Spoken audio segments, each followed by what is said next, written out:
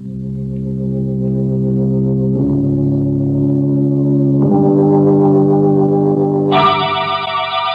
Tea and Lipton Soup present Inner Sanctum Mysteries.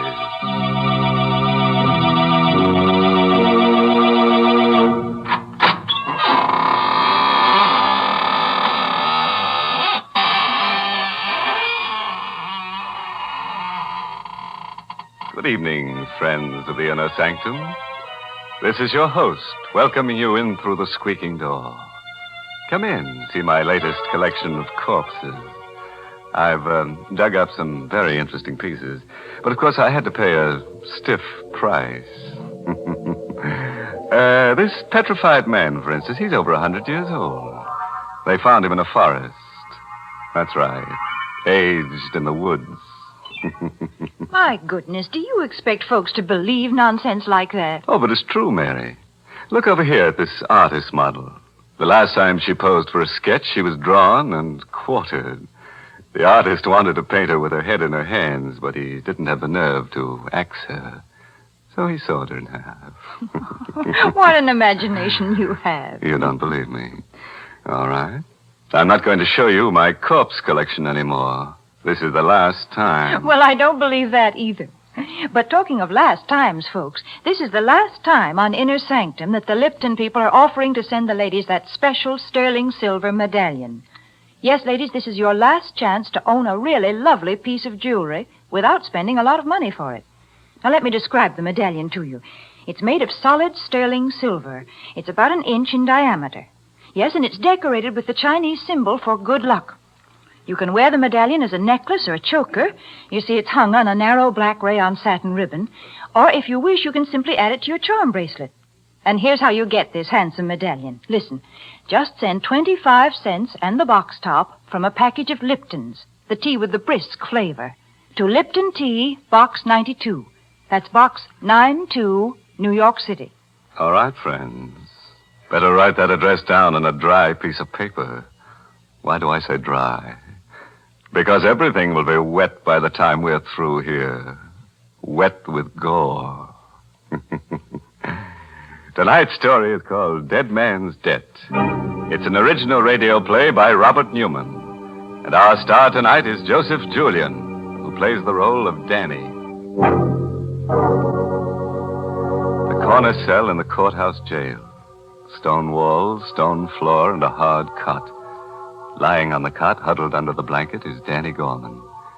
His eyes are closed and his breathing is regular. But even he is not sure whether he's asleep or awake. For he's listening to a voice he's heard quite often during the past few weeks. And a voice he shouldn't be able to hear. A voice of a dead man. Are you sleeping, Danny? Don't.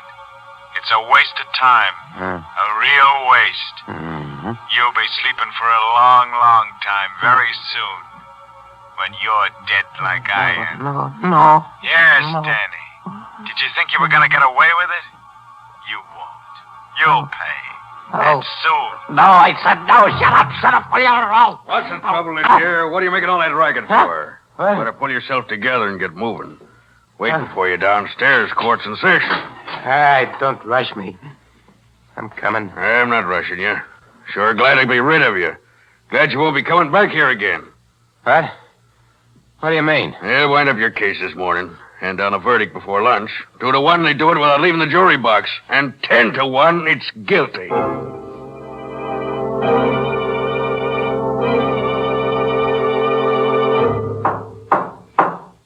Gentlemen of the jury, have you reached a verdict? We have?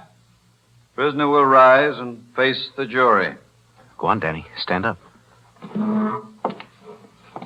What is your verdict? Not guilty. Right. You mean? What a riot. I should have taken him up on it. 10 to 1 he wanted to give me that you were going to send me up. But I knew it. I knew you would. Order, Mr. Russell. You quiet your client? I apologize, Your Honor, but as you can imagine, he's been under considerable strain. Take it easy, Danny. Danny. Oh, Danny. Oh, Gail, hiya, baby. I knew it too, Danny. I knew they'd let you go. They had to.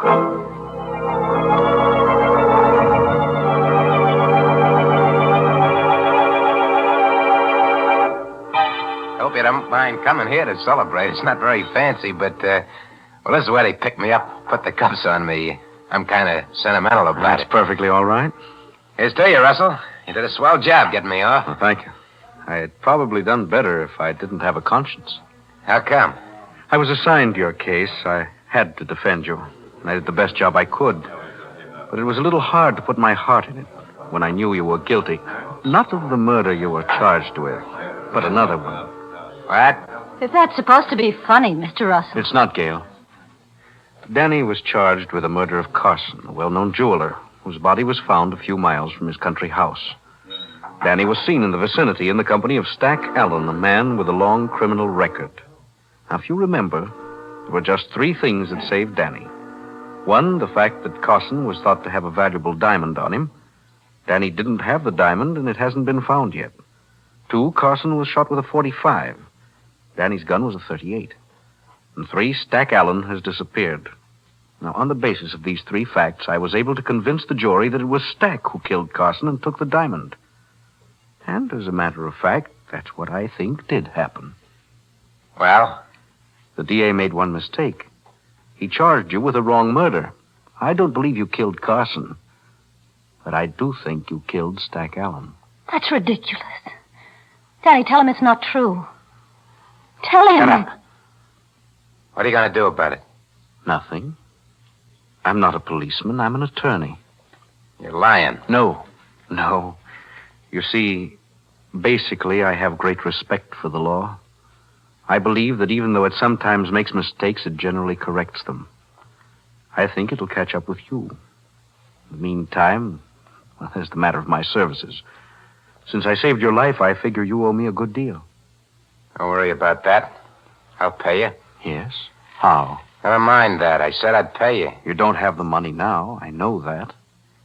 If you wanted me to, I could probably help you. I don't want any help from you or anyone else. I said I'd pay you, and I will. Come on, Gail. Let's get out of here.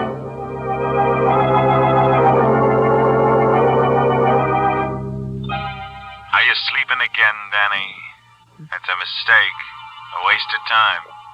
You'll be sleeping for a long, long time when you're dead like I am. Stack, no, leave me alone. I can't, Danny.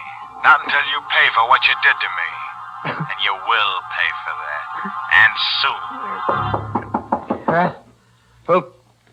Who's that?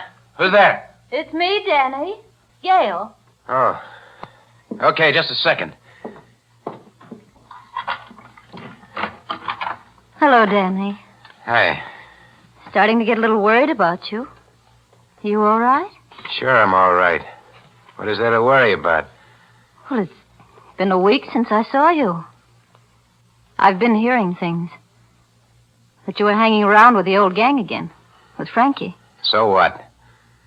You mean it's true? Danny, you shouldn't. You know what almost happened, what would have happened if it hadn't been for Mr. Russell. Russell. You wouldn't be here now if it wasn't for him. Danny, you said you were going straight, and instead... He wanted to help you, remember? How are you, Danny? Russell, what are you doing here? Look, if you're worried about your dough, I told you I'd pay you. I never said anything about money, Danny. And I'm not worried about being paid. I'm a firm believer in balancing accounts. We pay for everything we do. What are you driving at? You killed Stack Allen for the diamond you took from Carson. But you never got the diamond. Suppose I help you find it. What? How do you know where it is? I don't know. I'm only guessing. But if you show me where you buried Stack's body, I think maybe we can find it together. You're just trying to trap me. Tag me with Stack's murder. I told you I was an attorney, not a policeman. Okay. Okay, I'll take a chance on it. Get your car, I'll show you.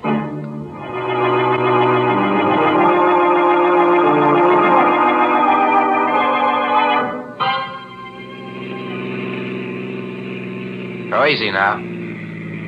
Turn off there to the left. Into the woods? Yeah. Just a little further. All right, go slow. Okay, now stop. I think you'd better stay here, Gail. It's not going to be very pleasant. No, it's all right. I'll come. Just as you like. Now, tell me again just how it happened, Danny. Well, we drove down here after we knocked Carson off to decide just what we're going to do. I had a feeling Stack was going to plug me so he wouldn't have to split with me, and I decided to beat him to it. He went over there. He sat down on that log, and he was playing with his ear the way he used to, pulling on it. I let him have it. I searched him, but I couldn't find the diamond. What did you do with the body? I dug a deep hole right there. I dumped him in it, and I piled wood on it, and then built a fire. And after it burned down, I covered it up. Okay. Let's get the shovels out of the car and start digging.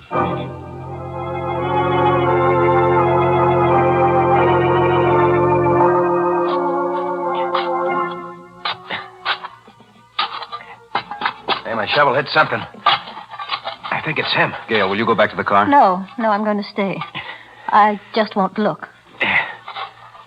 There he is. At least his bones. Put your shovel under his skull and lift it carefully. Hey, the diamond. The diamond's lying right underneath him. How did you know? I didn't. I told you I was guessing. You saw him take it from Carson, knew he had it with him, but you couldn't find it when you searched him. You mentioned that when he was thinking, he had a way of playing with his ear. His ear, of course. That was it. He hid it in his ear. Maybe he figured I was going to stick him up with something. Maybe. Anyway, I got it now. We're rich, you hear, Gail? We're rich. Yes, I hear. What are you looking at me for that way? Danny, I loved you for a long time. Even when I knew there were things wrong with you. I stuck with you through the trial because I thought you were innocent. That you hadn't killed Carson. Now I hate you. I stood trial. I got off, didn't I? I paid for the diamond. And now it's mine. Yes, Danny, it's yours. But you haven't paid for it. You're only going to start paying for it.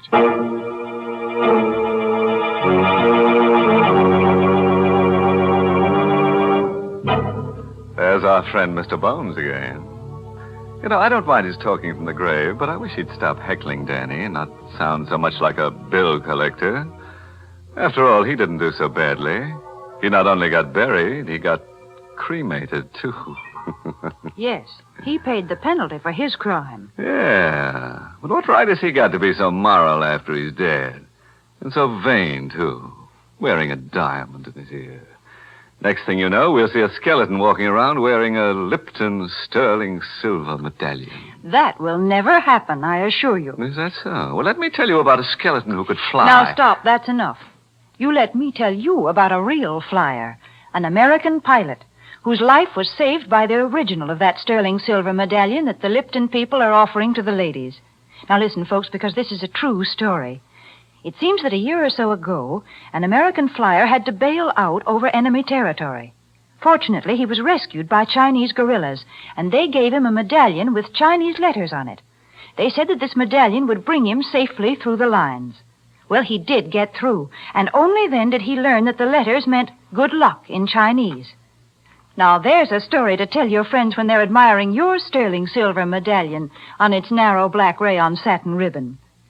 And to get this Chinese good luck charm, just like the one the flyer carried, all you have to do is send 25 cents and the box top from a package of Lipton's, the tea with the brisk flavor, to Lipton Tea, Box 92. That's Box 92, New York City. And now, friends, back to the story of Danny Gorman, who was tried for the wrong murder and who's found, so far at least, that crime does pay, and very nicely, too. It's about an hour later now, and a car with 3 very silent people in it has just reached the outskirts of the town.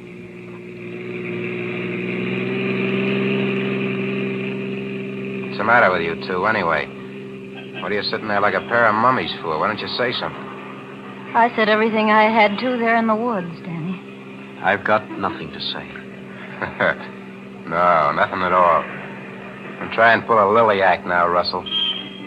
Don't forget, you're in this as deep as... Hey, wait a minute. Stop right here. Yeah, that's right. In front of that hock shop. Where are you going? Inside to see a friend. Might just as well get the dough to pay you off right now. and I won't have to listen to any more of your double talk. Hello, Finney. Well, Danny. Haven't seen you in a long time. And I didn't think I'd ever be seeing you again. How come? Yeah, I thought that anybody who'd just beaten a murder rap would have sense enough to keep in the clear. Not get mixed up with anything hot. Or is this a social visit? Not exactly. Take a look at this. It's a very nice diamond. Very nice indeed. What's it worth? Well, you really want to know what it's worth? You want to know what I'll give you for it? What's the difference? A great deal. It's worth, let me take another look at it. Yes, it's worth $10,000, maybe $12,000. I'll give you $2,000 for it. What? Why, you old... What's the idea? It's very simple, Danny. You were tried for Carson's murder, and you got off because you had a good lawyer and because there wasn't enough evidence. But if you were tried again, right now, you wouldn't do so well. Because this is the very best kind of evidence right here. You see, I happen to know that this is Carson's diamond. Yeah? Yes, Danny. That means that you wouldn't dare take it to anybody else. It wouldn't be wise for you even to take it out of this shop. And that's why it's very generous of me to offer you $1,500 for it. $1,500? But you just said... Okay, Finney. Take the diamond, give me the dough. That's very sensible of you, Danny. Come back tomorrow about the same time. Nothing doing. I'm taking a powder out of town. I want the dough right now. All right, Danny. Wait out there, and I'll get it for you.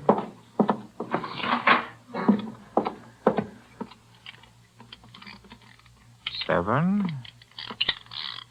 $21, $4, and there we are. Let's see. No. Sorry, it had to be a knife, Finney. Danny, you... Damn. Couldn't take a chance with a gun, not with my friends outside. Shouldn't have driven such a hard bargain. Because now I'm not only going to take the diamond back, I'm going to take every cent you got in the safe. After all, it won't do you any good anymore.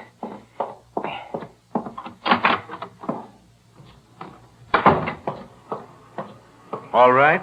Yeah, let's get going. You seem quite pleased with yourself. Why shouldn't I be?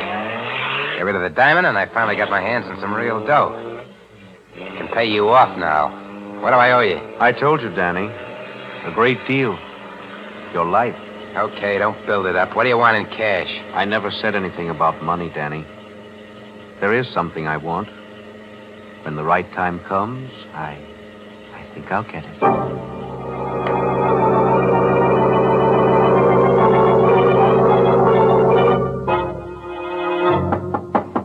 Yeah? Who is it? Me, Danny. Frankie. Oh, just a second. Hiya, Frankie. Fine. A little worried about how you were. Me? How come? That little job last night.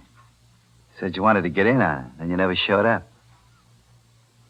Thought maybe you were sick or something. Oh, that, No. It was just that, well, I changed my mind. Yeah? Yeah, I kind of thought it over. I decided, I better stay in the clear. Go straight from now on. That's smart, Danny. Real smart. Yeah, I think so. How'd it go? Smooth as silk. We ended up with stuff worth, 3 or 4 G's anyway. Yeah, swell. Yeah. It's only after it was all over that we ran into something kind of funny. What was that? Well, the stuff was kind of hot, and we thought we ought to unload right away, so we went down to Finney's. You know, the fence. Yeah. We got there, it didn't seem like there was anyone around. I took a gander in the back room, and you won't believe this, but the safe was open. Cleaned out. There was Finney, dead. What? Well, you have any idea who did it? I don't know. He'd been knifed. Whoever got him left in such a hurry they forgot to take the knife with them. I got it right here. Let's see it. No, don't touch it, Danny. You might get your fingerprints on it, and that'd be bad. I said don't touch it. I'll try any monkey tricks or I'll blast you for keeps. So you were going straight, eh? You mealy-mouthed double-crosser. Where's the diamond? What are you talking about? Don't give me that. You think I know your knife when I see it? There's only one reason you'd go to see Fenty. To cash in on that diamond you and Stack took from Carson. Well, I want it. Okay. Okay, Frankie, you can have it. I've been having nothing but tough luck ever since I first laid eyes on it. It's over there in my bureau, hidden under my socks. I'll get it for you. You're starting to show some sense. Yeah, I think so. More sense than to let you leave here knowing what you know. Now, get my friend the lawyer down here. Everything will be hunky-dory.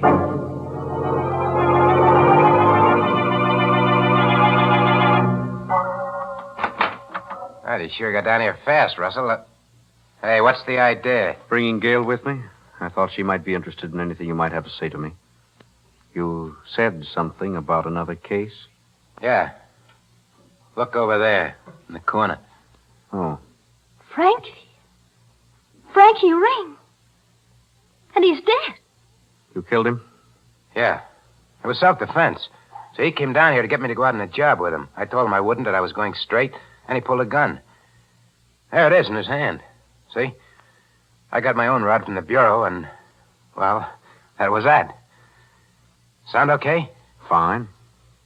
You know, it ain't going to be easy, I know. Me coming up for a second murder rap. But you can get me off.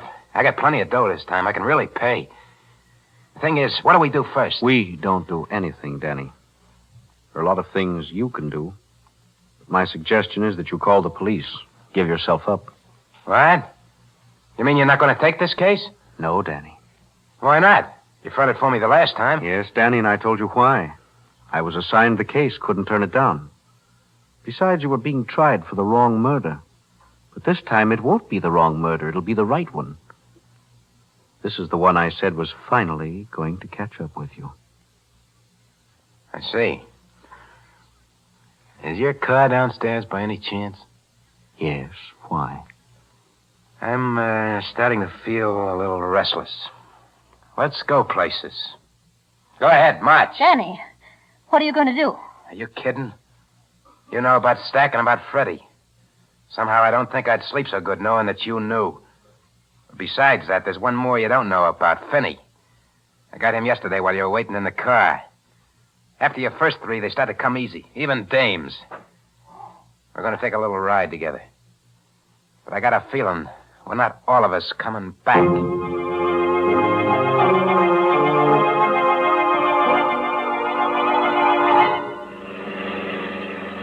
Keep driving till I tell you to stop. Right. You're taking this awful quiet, the two of you. Maybe you don't think I'm going to go through with it. Oh, I think you intend to, all right. Whether you will or not is another story. So is the reason I'm taking it this way.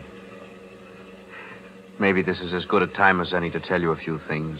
Why I took your case in the first place. Well? It was because of Carson. He was my father's best friend. Kind of a second father. It was he who put me through law school. When he was murdered, I made up my mind to get to the bottom of it, find out who killed him. I didn't think it was you, and it wasn't. But you were involved. And I knew that if I helped you get what the murder was committed for, the diamond, eventually you'd pay for the murder you committed. Well, now you've got not one, but 3 murders to pay for. What are you stopping for? Railroad crossing. There's a train coming. Can't you hear the bell? Told you to keep going till I said for you to stop. Okay. Hey, what's the idea? You stalled the car. Yeah. To make sure it stays stalled, I'll just take these keys. Danny, we're right on the track. Yeah. This is it. You fell in love, see? You ran away together, smacked into the train. Now, don't try the doors. They're locked. I'll just wait over here and make sure everything goes the way it should. Well, Gail? Somehow I'm not frightened. And I don't care. Hey, my foot! My foot! It's caught in the train! Hey, it's not coming down your track. It's coming down this one! Hey, Russell! Gail, help me! Help!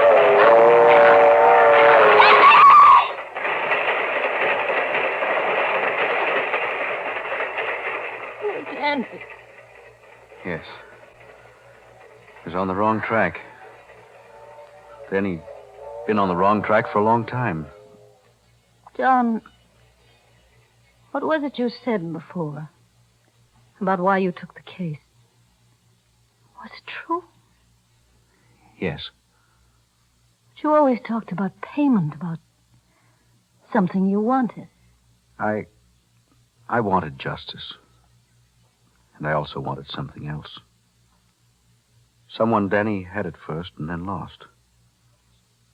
Someone he didn't deserve. John. Yes, Jess. That's right. You.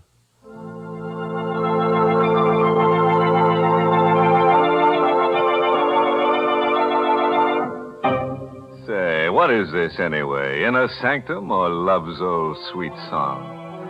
You'd better get yourself another tune, Professor. Or I'd better get myself another program to haunt. That's right. One more sappy ending like that, and they can get themselves another host. Why, what was the matter with that ending? I thought it was the nicest one we've had this year. I thought it was sweet the way those two people discovered they loved each other. Listen, Mary, there's only one kind of sweet stuff that goes on this program, and that's sweet essence of cyanide. Oh, good gracious, this is the last show of the season. Can't you be human just this once? All right, Mary, I'll tell you what I'll do. When Gail and that lawyer get married, I'll send her a Lipton sterling silver medallion for a wedding present. Well, they'll have to get married real soon, then. Because this is the last time on Inner Sanctum that the Lipton people are offering to send that special medallion. Yes, ladies, this is your last chance to get a solid sterling silver medallion hung on a narrow black rayon satin ribbon. A lovely piece of jewelry to wear with your simple silk dresses and with your dressy suits as well. So you'd better send for your medallion tonight. Just send 25 cents and the box top from a package of Liptons, the tea with the brisk flavor, to Lipton Tea, Box 92, New York City.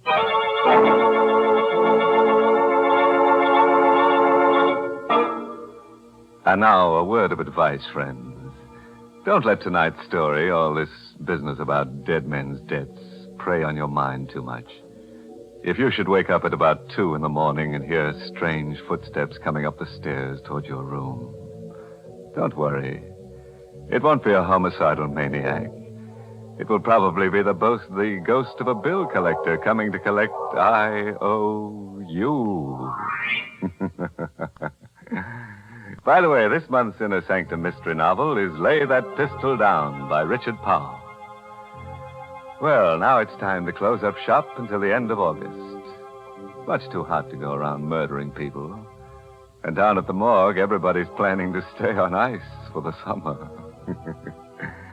So we'll be back to haunt you on Tuesday, August 28th, with more Inner Sanctum stories directed by Himan Brown.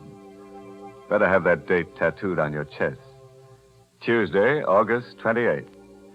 Until then, remember to serve Lipton, the tea with a brisk flavor, iced as your summertime beverage. And be sure to serve Lipton's noodle soup as the one hot dish with a cold meal.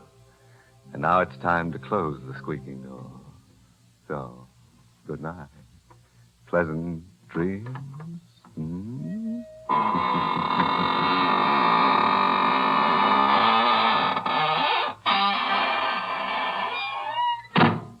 This is CBS, the Columbia Broadcasting System.